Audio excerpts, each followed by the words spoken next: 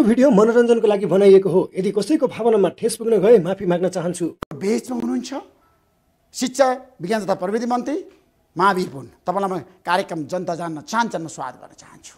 ल धन्यवाद छ। तपाईँलाई मन्त्री भन्नु कि महावीर पुन भन्नु? महावीर पुन। अब मन लाग्छ भने दाई महावीर पुन भन्नु। त्यसो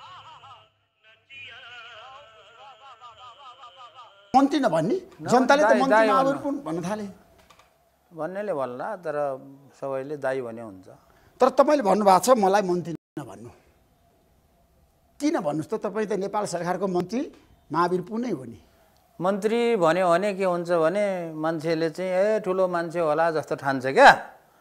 अब म ठुलो मान्छे होइन, एउटा साधारण मान्छे हो। त्यस कारणले फेरि मान्छेहरू नझुक्किउन्, यो मान्छे ठुलो मान्छे हो भएछ भनेर नझुक्किउन् भन्नलाई मन्त्री नहुनु नभन्नु भन्ने कारण त्यो मन्त्री भनेपछि हामी केटाकेटी छँदाखेरि के भन्थ्यो? मन्त्री भन्ने हुन्छ अरे भन्थ्यो। अब मन्त्री भनेको त कस्तो होला, यस्तो उस्तो ठुलो हुन्छ। एउटा बालक, एउटा साधारण बालक अवस्थामा हेर्नुहोस्।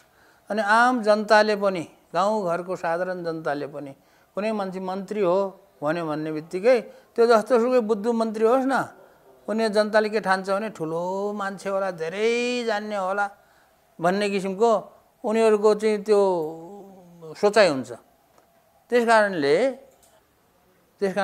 यसलाई चाहिँ यस्तो सेन्सिटिभ कुरा हो।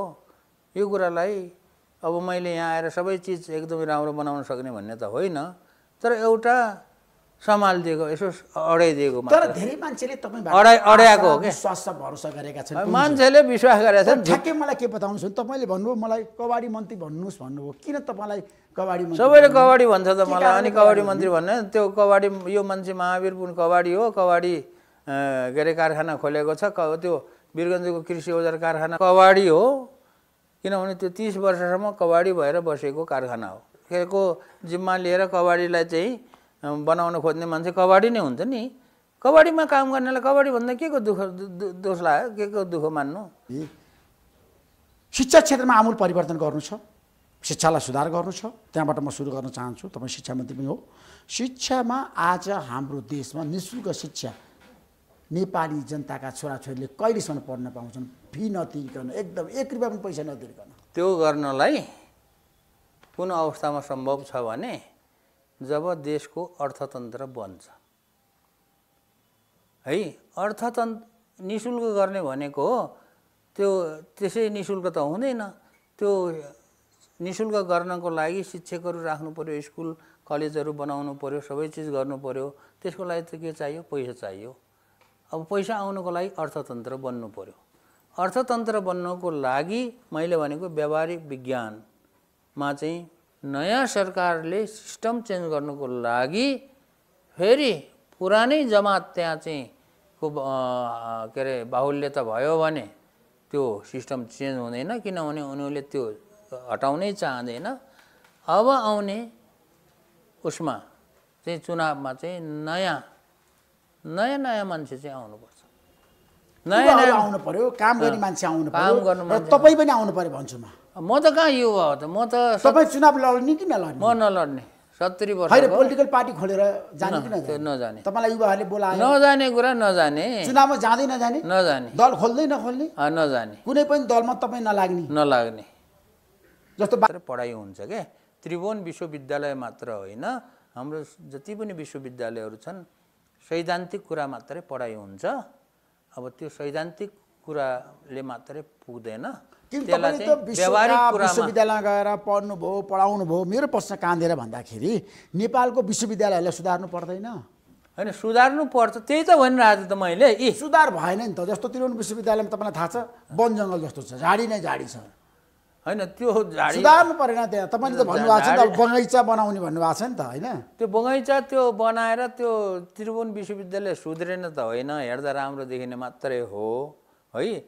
त्रिभुवन भन्ने त्यो पत्रकारहरूले नबेल्नु न हो। को आन्दोलनबाट बनेको अन्तरिम सरकारको मन्त्री हुनुभएको छ। एकचोटि तपाईँले युवाहरूलाई के भन्न चाहनुहुन्छ भने जेसुकै गरेर भन्न चाहन्छु भन्नुभएको थियो। अब चाहिँ के भन्न आफ्नो बुद्धि लगाएर गर भनेको। अब चाहिँ के भन्न चाहनुहुन्छ? गर्दै नगर अहिले पनि भन्ने त्यही हो। जहिले पनि भन्ने कुरा अब यहाँ चाहिँ धेरै कुराहरू छन्, के कुराहरू छन् भन्ने कुरा म आफू जान्ने भएर यस्तो यस्तो कुरा छन् भन्न अहिले भन्ने कुरा होइन। अब मैले विज्ञहरूको सल्लाह हुँदैन, किनभने त्यहाँ त दुईवटा शिक्षा र विज्ञान प्रविधि दुईवटा जोडिएको छ। त्यस कारणले शिक्षाप्रति के गर्न सकिन्छ भन्ने कुरा म अहिले बताउन चाहन्छु। तपाईँ अहिलेको आविष्कारक हुनुहुन्छ, यो क्षेत्रमा तपाईँले के गर्दै हुनुहुन्छ त? अब के गरिन्छ भन्ने कुरा त अहिले भन्ने कुरा होइन क्या। म जस्तो म शिवजी अथवा म भगवान् भइदिएको भएदेखि मैले चाहिँ होइन त्रिनेत्र लगाएर म यसो यसो गर्छु भन्ने थिएँ।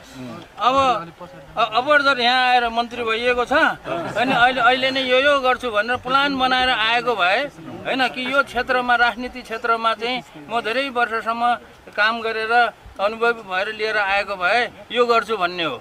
अब यो त अपरझट किताब बेच्दै गरेको मान्छेलाई यहाँ ल्याएर मन्त्री बनाइदिएपछि अपरझट अब अहिले नै यो गर्छु भन्ने कुरा चाहिँ नसोध्नुहोस्। तपाईँ त्यो क्षेत्रमा लागिरहनु भएको छ नि त।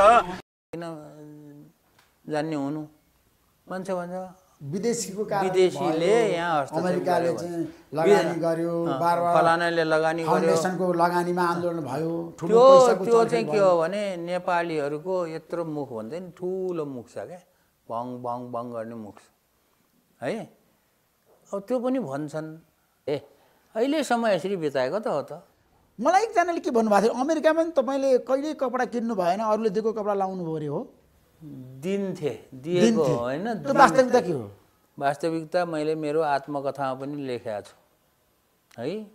मैले आत्मकथामा के लेखेको छु भने त्यहाँ गएर पहिलो सेमेस्टरमा त्यहीँ लेखेको कुरा भन्दैछु। पहिलो सेमेस्टरमा एक दिन मेरो कोठा छेउमा अर्को एउटा खैरे केटाको कोठा थियो।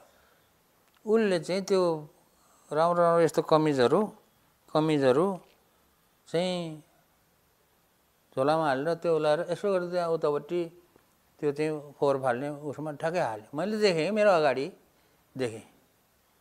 अनि मैले भने किन फालेको भनेको चाहिँदैन भने, खै यसले त हेरौँ भनेर मैले यसो हेर्दाखेरि त राम्रो छ, हेर्नुहोस् राम्रो छ, कमिज छ है, सर्टहरू छ, टी सर्टहरू छ है। यस्तो फाल्ने म लाउँछु भनेर मैले त्यहाँबाट सुरु गरेको हो है। अहिले पनि नेपालमा पनि किन्नु भएको छैन कपडा? कहाँ किनेको त? त्यो भनेको 1989 को कुरा हो। जस्तो अस्तित्वमा शपथ गर्न समारोहमा जाँदाखेरि साथीहरूले ल्यायो नि, साथीहरूले दिए है, त्यो पनि किन्न परेन। अनि मन्जु है पोखरामा छन्, दुईवटा छोरी छन्, पोखरामा बस्छन्, श्रीमती छन्। श्रीमती पोखरा हुन्छ कहाँ? श्रीमती पोखरामा अनि छोरी पनि पोखरामा। छोरीहरूले एउटाले पढ्दैछ, एउटाले चाहिँ नर्सिङमा जागिर गर्दैछ। परिवारबारे तपाईँको भनाइ के छ, के भन्नुहुन्छ श्रीमतीको बारेमा, छोरीहरूको बारेमा? त्यो सबैले चाहिँ सोध्ने कुरा हो। अनि सबैले सोध्ने मात्र होइन कि मेरो परिवारको चिन्ता उनीहरूलाई लाग्छ क्या है। मलाई भन्दा मेरो परिवारको चिन्ता चाहिँ त्यो सोध्ने मान्छेहरूलाई लाग्छ, अनौठो पनि लाग्छ। चाहिँ मेरो परिवार चाहिँ पोखरामा छन्, राम्रो छन् हैन। अहिले तपाईँ मन्त्री बनिसकेपछि परिवारको सदस्य कोही आउनु भएन त? छोरीहरू आउनु भएन, श्रीमती आउनु भएन? त्यो कुनै कुरा भएन क्या, त्यो आउनै पर्छ भन्ने कुरा पनि भएन, ल्याउनै पर्छ भन्ने कुरा पनि भएन। उनीहरूलाई यहाँ आउनुभन्दा वहीँ बस्न उनीहरूलाई खुसी छ। आउने आज भने नि आउँदैन क्या। तपाईँले मैले नल्याएको होइन क्या। ल जाम, म मन्त्री भएँ जाम भनेर मेरो स्वास्नीलाई भन्यो भने त्यो आउनु मान्दैन है। त्यस कारणले पोखरामा उसको साथीहरू छन्, उसको छ, यति हो। अब चाहिँ बेला बेलामा भेट्ने, परिवारलाई सहयोग गर्ने, खाना बस्नको व्यवस्था त गरिदिनु पऱ्यो। त्यो काम सबै भइरहेछ। र मेरो आत्मकथामा पनि कसैलाई शङ्का लाग्छ भने मेरो स्वास्नीको फोन नम्बर दिन्छु, स्वास्नीलाई फोन गरेर सोध्नु है, कतिको दुःख पाउनु भएको छ, साह्रै दुःख पाउनु भयो होला अघि भनेर सोध्नु त के भन्दो रहेछ स्वास्नीले।